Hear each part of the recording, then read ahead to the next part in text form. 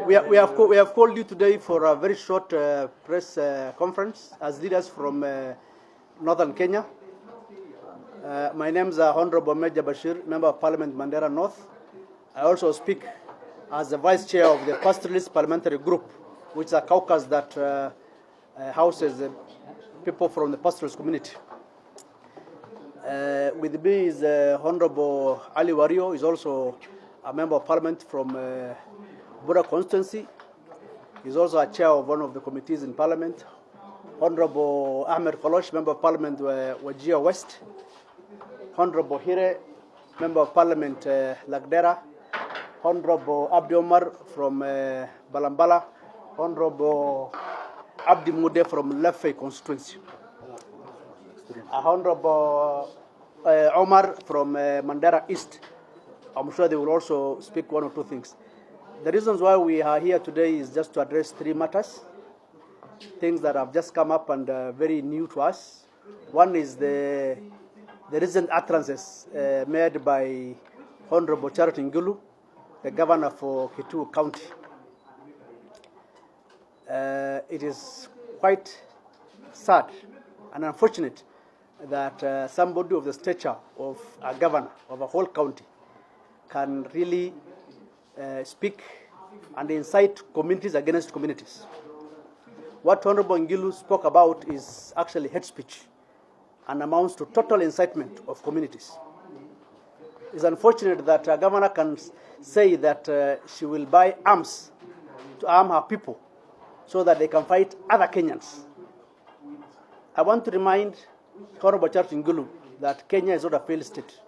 It has government, it has systems, it has security apparatus. If you have issues in your own county that you are unable to manage, which you are aware of, do not divert attention and do not make communities fight one another. Kenyans can move freely anywhere they want. The pastoralist communities, Somalis included, are nobody's guests. We live in every part of this country. And because of the biting drought that has been seen or ravaging parts of northern Kenya, some of these pastoralists are moving to places where they can get respite. Unfortunately, leadership of those areas are inciting and telling their people, chase them, and worst of all, kill them. We are not accepting. And we want the government, through the security agencies, to immediately arrest one Honorable Charity Ngilu for incitement. We want to tell the people of Kenya that those words are not the words of people of Kitui. It is one individual. We have people from those communities living amongst us, very peaceful, hard-working, and we tell them those words don't belong to them. It is for an individual. So we want to call the government of Kenya, especially the Kenya police, the IG and the DCI, to ensure Charity Ngilu is arrested and taken to task. The other issue is the biting drought. It is ravaging parts of northern Kenya and all pastoralist areas. It is worse, and we want immediate government intervention. The intervention of the government currently is actually lackluster, to say the least. The other day we had a meeting, all the stakeholders, they talked of, they require 3.7 billion between September and December. That money hasn't been released to the various ministries. We ask Treasury to release those funds so that the emergencies of this can be taken care of. So those are the issues that we wanted to address. And thank you. I will give a chance for Honorable Ali Wario to... Moja nataka kusema mimi na mpaka na Kitui. Na tumeishi na watu wa Kitui kwa miaka na mikaka. Huko mzozo ya mpaka katika nchi ya Kenya kwa zaidi ya gatuzi 20. Yanayonishangaza na kunidwaza kabisa ni kwa nini Wizara ya Usalama imechukua mzozo ya mpaka baina ya kaunti mbili ya Tana River na Kitui, wasaidiane na watu wa Kitui kufurusha mifugo ambayo iko Kitui. Manake sisi tunapakana na Kitui, wakati ya ukame mifugo wa Wakamba huja Tana River, kwetu kama kuna ukame mifugo yetu huvuka kwenda Kitui. Leo Wizara ya Ndani imechukua hatua kufurusha wafugaji kutoka sehemu za Kitui. Hii ni dhulma dhidi ya wafugaji. Nataka wizara husika isitishe operation ambayo inafanya wakilenga jamii moja. Pili ni matamshi ya Ngilu ya uchochezi. Leo ndio tutajua sheria ya Kenya itakavyotekelezwa. Kuna sheria ya wakubwa na wanyonge, thibitisho tutapata leo. Kama serikali haitochukua hatua dhidi ya Ngilu, hiyo ni thibitisho kwamba kuna vifungu mbili, kuna sheria mbili tofauti katika nchi ya Kenya.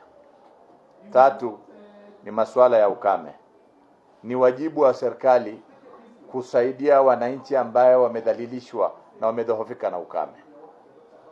Si fursa kwa serikali kuchezea na kudhalilisha mifugo yetu saa hizi kwa sababu ya ukame.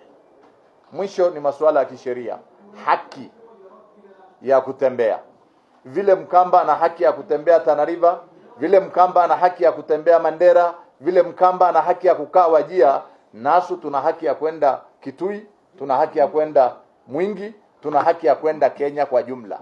Wowote asitutishe, sisi si wageni ya mtu yoyote. Sisi ni Wakenya kama Mkenya wowote. Na ngojea serikali ichukue hatua dhidi ya Ngilu. Asanteni. That the systems, the security systems of this republic are working and are just is going to be seen and judged on the actions and the steps that they are going to take against the governor of Kitui, Charity Ngilu. The nonsense of saying these are Somalis and these people are going to be taken back to their boundaries and to their places. To where is our boundary? We are Kenyans, and Kenyans are free to live anywhere in this republic. It is unfortunate that the repatriation of livestock back to Burra constituency is being done by the security forces and the police, and we have proof and photos and videos of the same. We are telling the Minister of Interior to take the business of government and security seriously and stop this behavior of activism in office. We are telling the IG that if you cannot be a Kenyan who is leading an independent police service, he is behaving like an AD camp of the minister. We must get, because this is what the Constitution is, we must get an independent police service. And the IG must act so. We have a serious drought where people and livestock are dying. And the government is giving lip services. There is nothing action to respond to government to. And the people who ran away to save their little livelihoods are being killed, chased, and maimed. So we are telling the government that, because look at it, only my constituency probably houses over 10,000 people who are of the Kamba speaking. You tell them you are going to kill people here, what will happen to those who are there? That governor, what she's doing today and what she's attempted to do, if she gets away with it, it is going to create chaos, it is going to create killings everywhere. So government must take serious action on the response to the drought and this governor. And specifically, if this governor is not arrested today, then what Matiang'i and his people are telling us, that we all go and arm our people. Because she has spoken and she said she is going to arm her people against the Somalis. We will not wait. If they don't take action, we will do exactly the same. Thank you. Ngoja.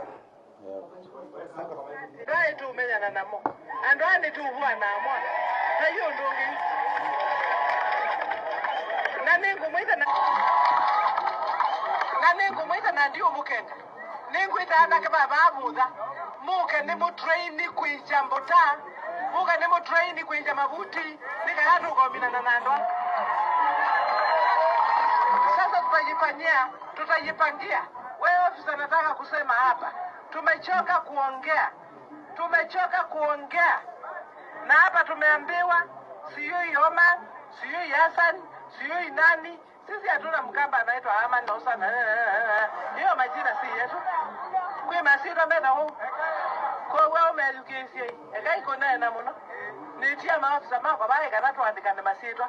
Nikana nietewe ku yolu. Tuituma trainee, tuma wesi ndu. Tulika kitakani kietu mina nebo. Neto yetekela kana tuyetekela. Ana neto yetekela manena kwako. Yeah. Inayitawa public participation. Kikatiba wea wa mundu oka ukukuna. No wiki hata, no witethesie. Mia yasi au, na nundu anandu matu etethina. Eka itulikane amonye yundi eta maundu wangi. Nitewe na nesa. Ofisa ile nasema ni hii. We tufanye kazi na wewe uko na bunduki, utusaidie tumalizane na hawa watu. Ikiwa inawashinda, muache sasa tuingie huko ili tumenyane na hawa watu. Nitwatikira leo. Nondo bakutinda atuite. Eya wowe, eya kwekiwe, eya tuikatai. Nitwatikira na. Niona maina na nyana makanena ni anjuba ba maingwata ndio kuja kana ukiangilwe mona nyubi. Mazi makata bye uhuru. Kwanza wanungi ututini kabisa. Niko hatiwa. Badina kwa na mwacha nizi na zesu.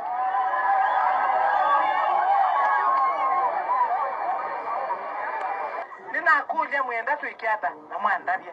Na neli kwiko. Kana muinaambia tuyumbanie. Tilika tuminane na ndwa.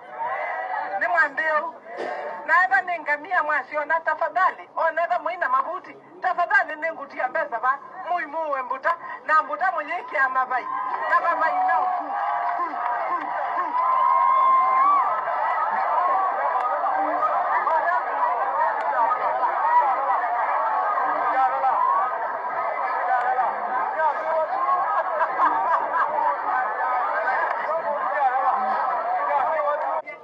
I think just like my colleagues have said, first, we must also appreciate that Kenya is not a banana republic, the rule of law.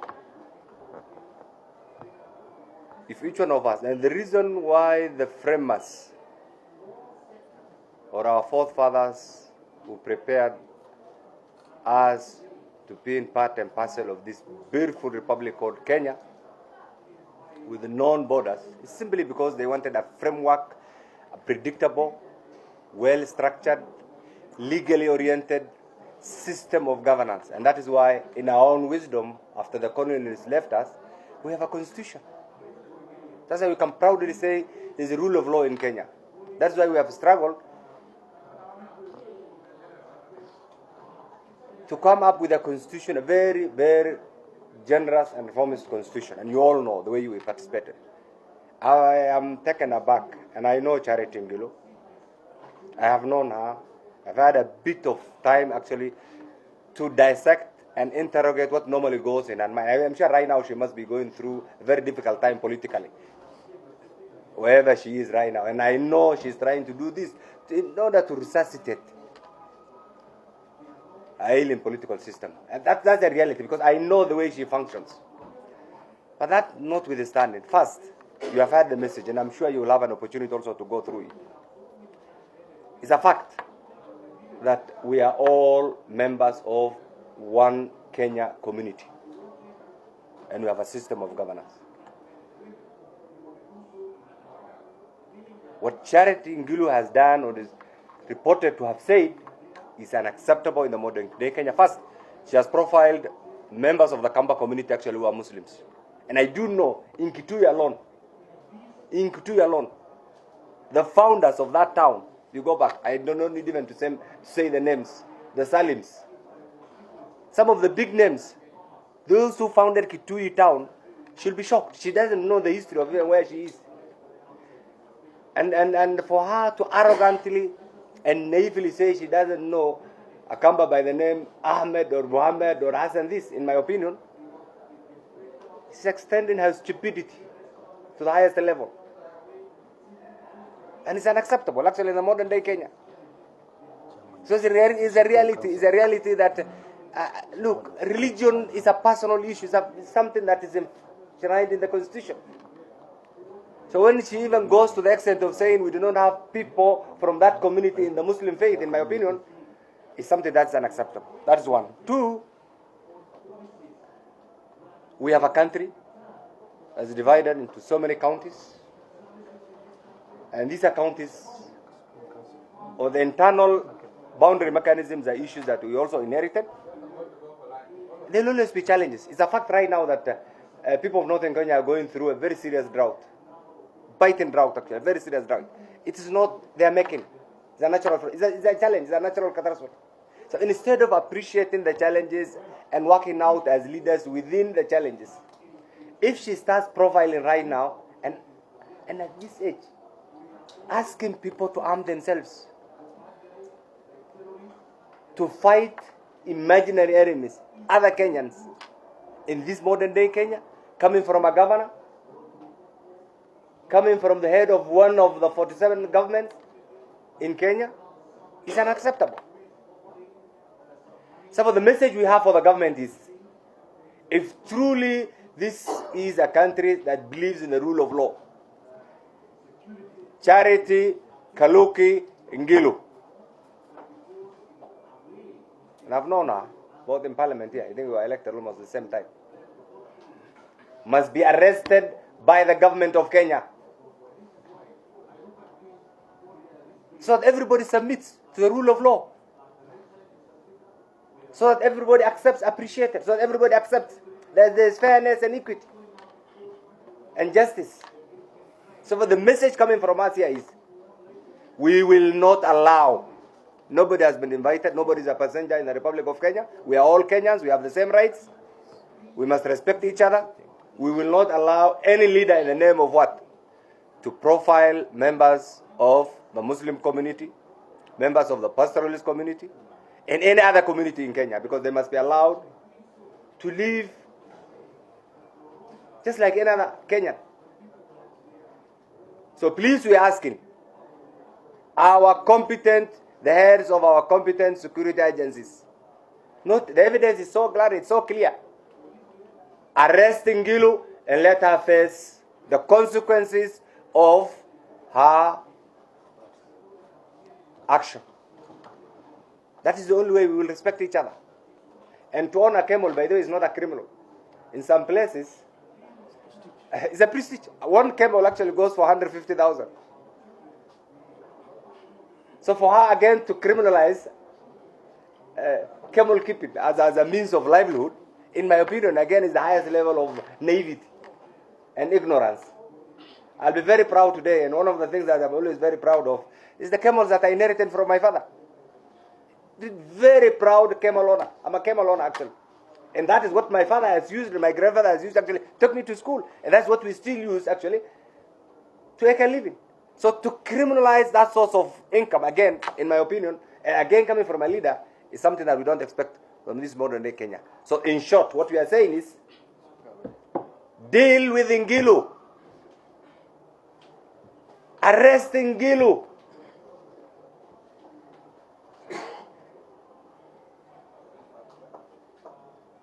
And the government should also empathize and sympathize with the suffering pastoralist community who are going through a very, very, very serious drought. I want to also appeal to the members of the pastoral community to respect other communities. I know where there is drought, we're also asking them wherever they are, please also respect the residents of the other areas where you are interacting with right now. Kwa hivyo pia tunawauliza wale wafugaji wametoka kutoka sehemu mbalimbali, wakifika sehemu zingine pia waheshimu wenyeji, wakae na hawa kwa amani, waombe maji, waombe msaada, ili tusiwe na ufurugano baina ya Wakenya. Hivyo ndio sisi kama viongozi hapa. Lakini hakuna mtu akona haki ya kuwatusi Wakenya kwa sababu unaona ni wafugaji, unaona bengine fulani haistahili kuwa wa dini fulani. Hapana. Mambo haya ni ile karne ya ujinga ya zamani, imepitwa. Ni vile Mheshimiwa Wario alisema hapa. Kwa hivyo Wakenya, ile kitu tunawahimiza ni sharti tuikae kama Wakenya, kama jamii moja. Kama kuna shida mahali fulani, kwa vile sasa hizi tuko na shida sisi wafugaji ile sehemu counties kadhaa kwa sababu ya ukame, ni sio sisi tumesababisha, imeletwa na Mungu. Kwa hivyo tunaomba Mungu pia atupatie fursa ama tupate mvua ili shida hayo iishe. Lakini ikiwa hivyo, ni lazima tuangalie sheria, ni lazima tuangalie haki ya Wakenya, na kwa hivyo tunauliza serikali, Mheshimiwa Ngilu amekosea sheria ya Kenya, amekosea Wakenya, amekosea wafugaji, amekosea Waislamu, amekosea wafugaji. Kwa hivyo tunauliza wale wanahusika na usalama, Madam Ngilu ni sharti aadhibiwe, na ile tunauliza ni lazima apelekwe mahakama. Asanteni sana.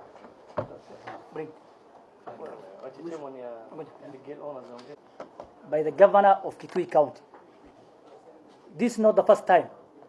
You remember sometimes last year, the same hateful utterances were directed towards the Kikuyu community.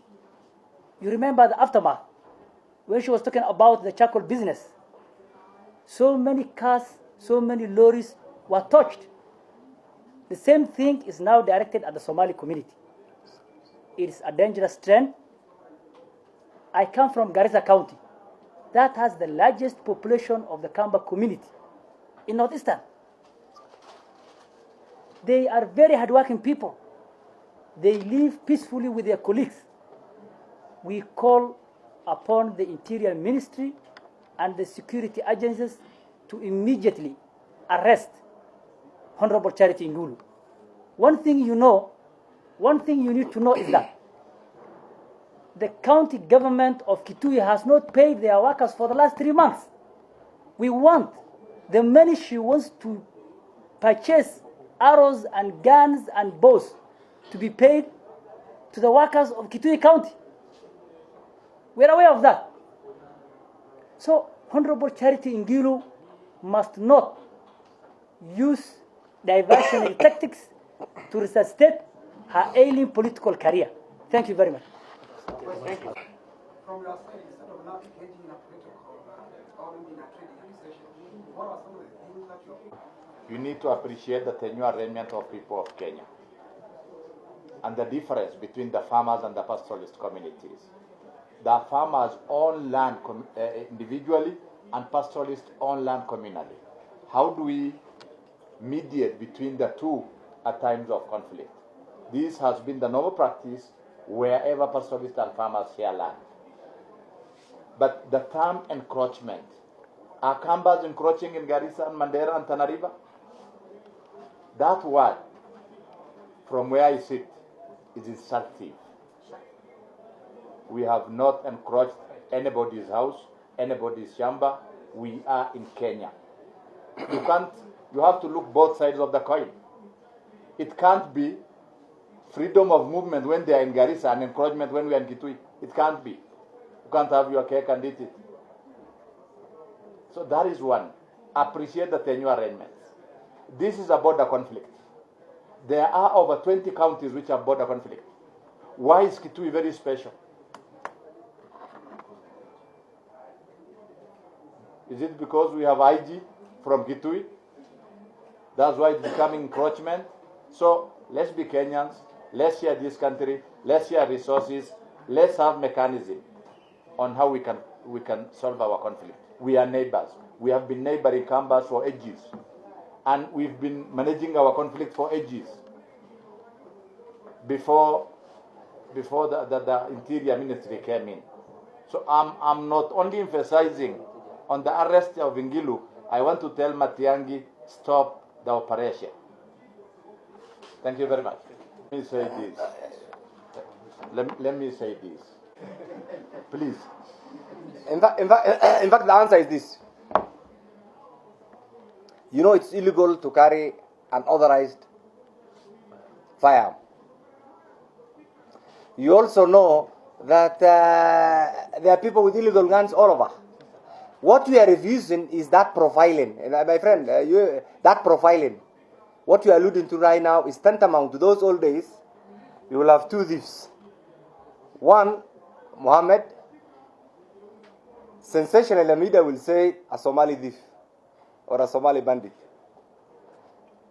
Those are things, those are past. Look, and really, people must accept that Kenya has changed. There's a paradigm shift.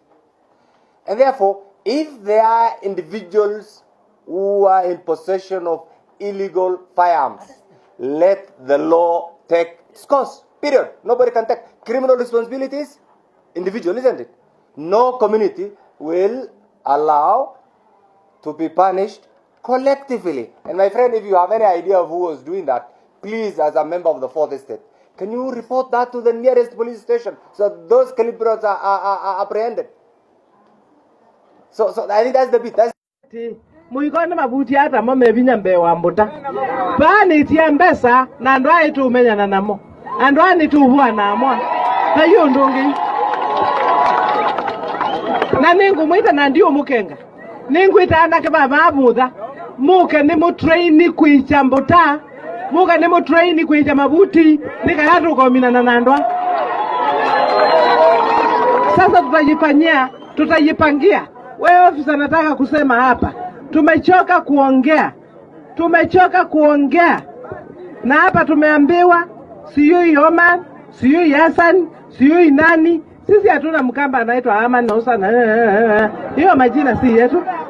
Kwa masiro meta huu. Kwa wewe umeedukisi ekai kuna na muno. Nitia maota mako bae kana tuandika na masiro. Nikana nietewe ku yulu. Tuituma trainee, tuma wesindu. Tulika kitakani kietu mina nebo. Neto etekela kana tuyetekela. Ameza neto etekela manena kwoko. Yeah.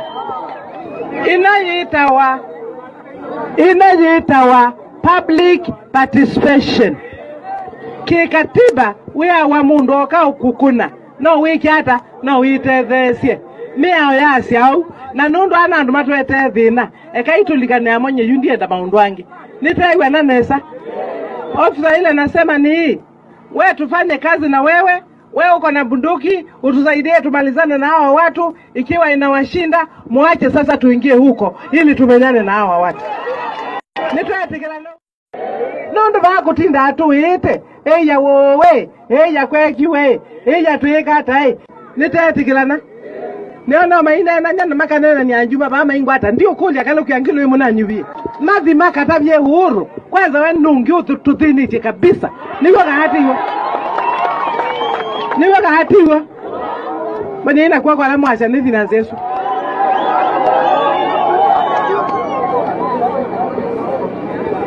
nina kulya mwenda twikiata na mwandabye na nili kwiko kana muinambia twiyumbanye silika tuminane na ndwa ni mwambio na eba ningamia mwasiona tafadhali oneda muina mabuti tafadhali ningutia mbesa ba muimuwe mbuta na mbuta mwenyeki ya mabai na mabai nao ku